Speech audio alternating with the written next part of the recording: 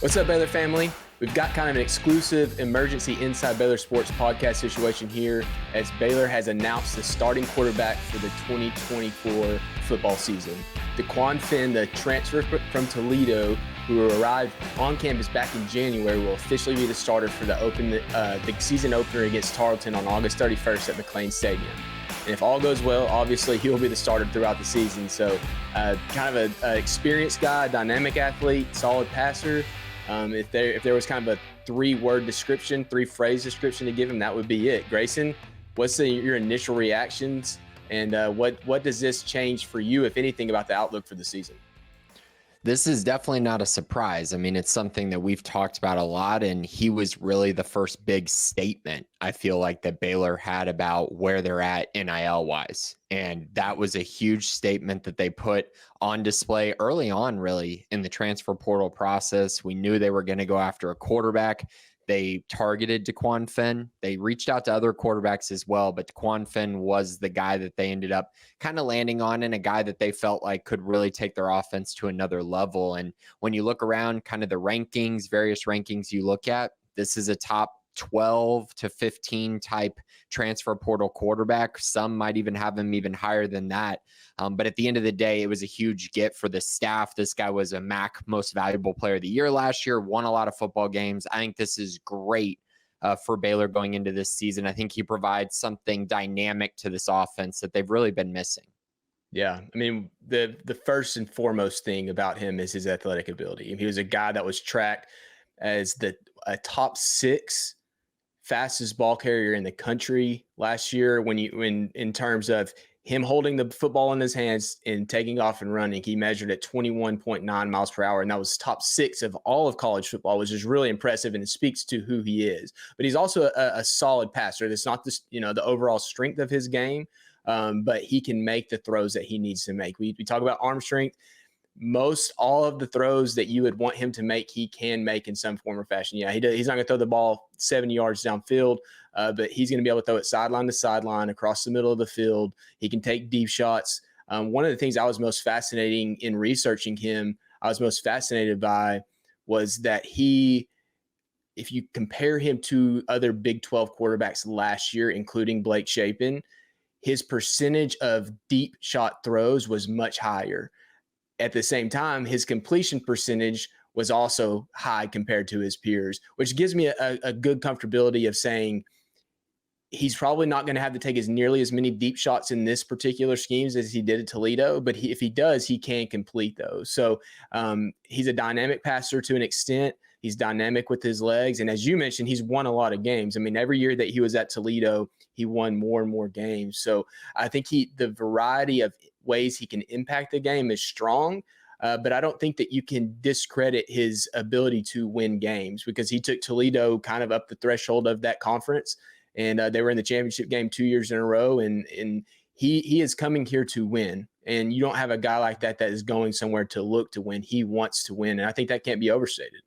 Absolutely. Toledo was an under 500 program for, I think it was 3 years before he got to Toledo. And then during his 3 years as the starting quarterback, they went 7-6, 9-5. They won the MAC championship that year, and then 11-2 last season. So like you mentioned, won a lot of football games, but also got to the stages where you really want to see a quarterback kind of be put through stress. And those MAC championship games, I think, are a great indication of that, where you're having to play the other best team in your conference, and you're having to come out and try to get a win. And that's kind of what Baylor's going to have to deal with all year long. You're going to play really good teams all year. You need a guy that's seasoned and experienced in that role. I think a huge thing with him that I've looked at that I think is very important, and honestly probably one of the biggest reasons he's getting this job, is if you go look at PFF, his pressure to sack rate is phenomenal. I mean, it has gotten better and better every year, despite facing a ton of pressure every single season. 2 years ago, he was at 14% sack rate. Last year, got all the way down to 8.4%. That is a massive increase. This is a guy that does not allow a lot of pressure to turn to sacks. For comparison's sake, both Blake Shapen and Sora Robertson were above 23% sack rate a season ago. And so that's huge. I think that ability to avoid those negative plays, those costly plays, especially with the concerns we have about the offensive line is very key as well. I also just want to mention Cole. I mean, this is a guy that had 7,000 total yards of offense, or 7,000 yards passing, 1,700 yards rushing, and in total, he's got 88 touchdowns for his career. This is a guy that's put on a lot of stats and has played some really, really good football during his time at Toledo. And I think that's kind of one of those things that, Baylor's been lacking a little bit, a proven commodity at the quarterback position. Yeah, and it can't be overstated either. I think Jake Spavital coming in when he did, he had a direct hand in this recruitment, and he had the opportunity to look at everyone in the portal. And of course, you want the established Power 5, Power 4 starting quarterback who had major success to come in. But reality, there's less than a handful of those. Probably not even close. There might be 2 or 3 of those guys who are leaving. And to have a guy that's going to make an impact from that level come across, probably not going to happen for a program like Baylor. And truthfully, for a lot of programs in the country, it just doesn't happen. So Spavital went out, evaluated the guys out there, and I think that he took under consideration what the offensive line could potentially look like. And you go get a guy who can move with his feet. And not only is he has the capability of avoiding sacks, but he's turning those into yards. And he can break for 50 yards. And nothing against Sawyer Robertson. He just doesn't move that way. He doesn't run that way because a lot of guys don't. So when you look at this battle, once they were both on campus and competing against each other, I think that you have to take that into consideration when you don't know about the offensive line. And the other good news about this is that when you have a guy who can move like this, that it does slow the defense down just a little bit because he can take off and run. You want Spav to call the game accordingly in the passing game to protect him, to keep him from being put in bad situations. But you also have a little bit of freedom to say, hey, if they're going to pin their ears back, we can burn them with a QB draw, or you can just burn them by taking off and running. And it's not ideal to do that all the time, but it does keep the defense honest. And for this particular team, I don't think you can ask for a better skill set at a quarterback to help this team reach its potential. And we talk about potential of the team, but that is the potential. Like, they need to get back to the postseason, and who is going to put them in the best position to succeed. I think they identified that in the recruiting game, and then now we're seeing him being named the starting quarterback. So I think it's a win-win for both Dequan and for the staff being able to get him on the field. Now keep him healthy and go win games. Follow Baylor Plus and Sikkim 365 today on X, Instagram, and Facebook, and sign up for the new premium content bundle. For the monthly price is $17.99, a $5 per month savings. Baylor fans can access the full offerings that both platforms offer: the long-form storytelling, video, and all access behind-the-scenes content of Baylor Plus, and the premium news, analysis, and forums of Sikkim 365. Sign up today on either platform.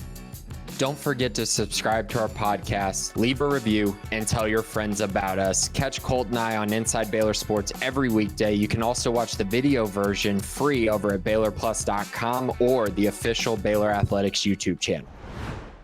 Right, and you're able to keep Sawyer Robertson engaged as well, which is also a big part of this. He battled all through spring, all through fall camp, and I'm sure there's a hope that he's the guy next year. And especially with the way he performed, and he's obviously probably going to have an opportunity to play this year just based on the way Baylor's track record is at the quarterback position. Just most years you're having to play multiple guys. So he's going to have to be ready as well. But in general, I think this is a move that raises the ceiling of this football team. I think it's a move that indicates that Jake Spavital made the right decision on the quarterback that he brought in from the transfer portal. And I think there were concerns and questions about that had he not won the job. But I think it became very apparent towards the end of the spring and then early into fall camp that this was going to be Dequan Finn's team. And he went out, took advantage of it, had a good scrimmage on Saturday, kind of put all questions, all the doubts. He kind of got rid of those. And now it's at a point now where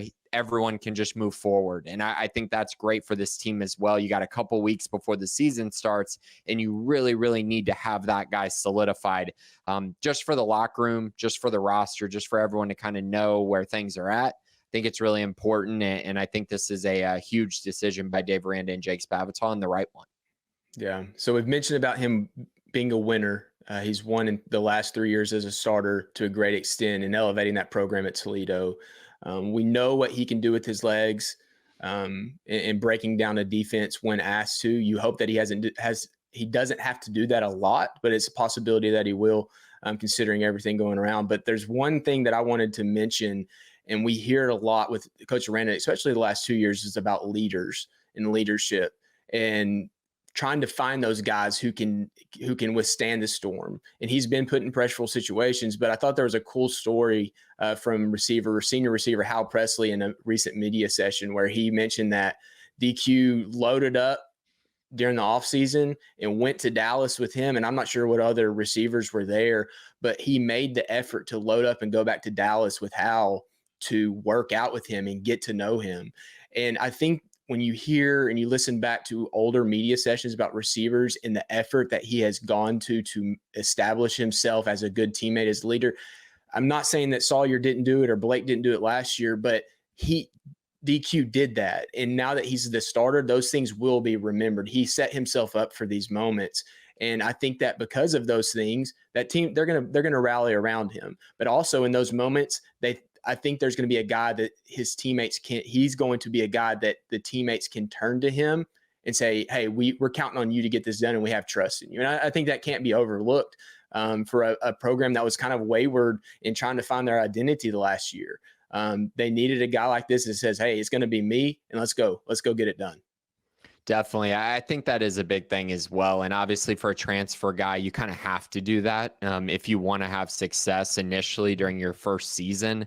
And the thing of it is by all accounts, Sawyer Robertson, very good leader, like a very good team player, a guy who I think the entire team has confidence in and really already trusted him, I think, going into this season. And so DQ had to make up some time with that. And I think he did it. And honestly, I think this was one of those situations where we all kind of sat back and this QB competition kept going and going and going. I think most people who were in that room knew who the quarterback was going to be for this year. And it just took a little bit more time for that decision to be made public or decided on officially. But I think in general, DQ did a great job of winning over the locker room to the point where they can trust him. They're going to rely on him and they know that he can bring them a lot of success this season. All right, Baylor family, that's going to wrap this emergency episode of Inside Baylor Sports up. Make sure to continue to tune into our ongoing daily podcasts everywhere, wherever you get your podcasts from, or tune into the Baylor Athletics official YouTube page. You can also find us on SIGM365.com, the forums, for any ongoing discussion that Grayson and I have, along with everyone else. For both of us, we'll see you soon in Sic 'em Bears.